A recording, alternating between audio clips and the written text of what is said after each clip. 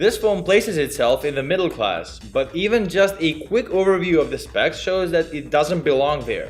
Redmi S2, with its design and placement of the camera sensor, irresistibly resembles the iPhone X, but with the fingerprint scanner on the back of the device and cutouts at the top and bottom of the device which look like antenna bands. Despite the body of the device being made of plastic, the build quality is really good.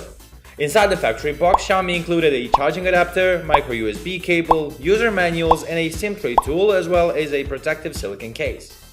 Let's see together what else the Redmi S2 brings for its relatively low price.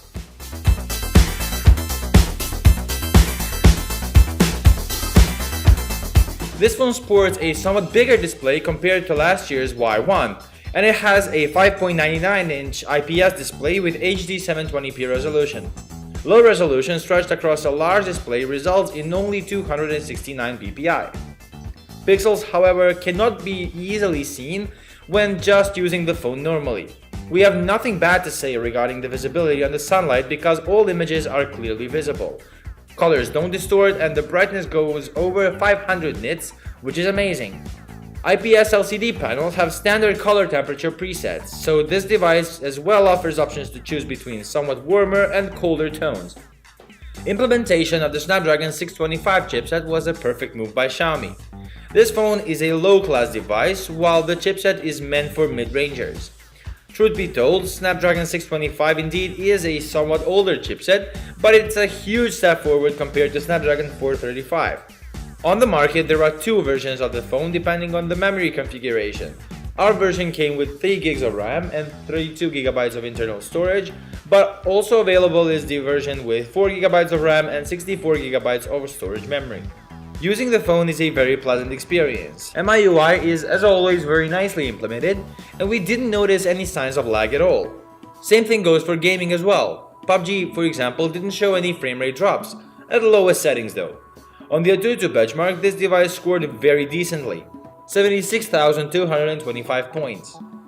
Mono speaker is located on the bottom edge of the device, and it is very loud but only average in quality. Another great information is that this phone comes with Android Oreo out of the box, onto which the MIUI 9.5 is installed, which enables gesture navigation very similar to iOS. The primary camera on the back of the device comes in a pair, which means that this phone sports a 12-megapixel sensor with the aperture of f2.2 and another 5-megapixel sensor which serves to gather background information about the depth of field while the main sensor is at work. Between the two sensors is an LED flash, while the camera is also equipped with face detection autofocus system. Video mode also supports electronic image stabilization. Daytime photos look really good, sometimes with a bit washed up colors, but that will not influence our opinion on the camera in a negative way.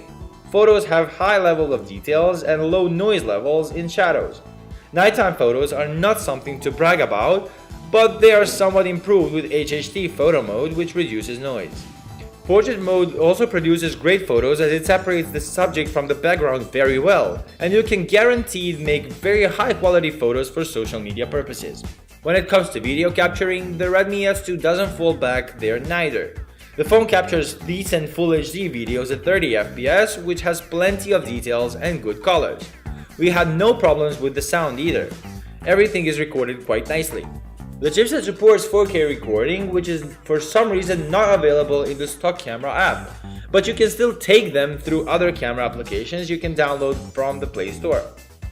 On the front side of the device, there is a 16-megapixel selfie sensor with an aperture of f2.0. Xiaomi says that they have implemented AI camera technology into this device in the sense that it separates your face from the background, and the results are hardly bad. Edges around the head are very softly separated, and there are no artifacts at all. Also, thanks to so many pixels, selfies are very detailed and have very nicely represented colors. Both cameras perform great, and excellent portrait mode works better than in some flagships. Xiaomi really showed what they can do. All S2 versions are dual SIM devices which support 2 nano SIM cards, and there's also a dedicated storage expansion slot that supports microSD cards up to 256 GB.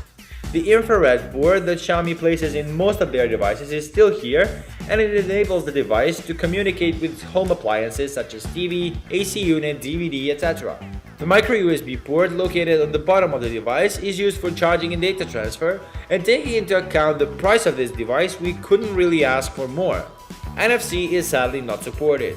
Taking into account this phone's class, 3080 mAh battery is hardly small, but we have to say that it takes quite some time to charge up the device since it doesn't have any fast charging options. The phone uses only a standard charger, and considering the power-saving chipset, we could say the battery performed very well. On a full charge, the phone lasted for about 6 hours of screen-on time, with active Wi-Fi networks and the brightness set to 60%. Much better results than the predecessor, the Redmi Note 5A. Xiaomi Redmi S2 offers a lot more than any competitor in its class. We can say with certainty that this is definitely the value for the buck when it comes to budget smartphones, because for only 150 euros you can essentially buy a mid-range device, and the camera performed almost as good as some flagships. If you thought about buying this device, we just want to say that you cannot go wrong. Another exquisite budget device by Xiaomi. Do you like the Xiaomi Redmi S2? We'd like to hear your opinion in the comment section below. If you have any suggestions or you would like to see some new devices being reviewed, let us know either here or on our Facebook page. If you like this review, subscribe to our YouTube channel, like us on Facebook and follow us on Instagram. Sit back and relax as we're working hard on new material for you.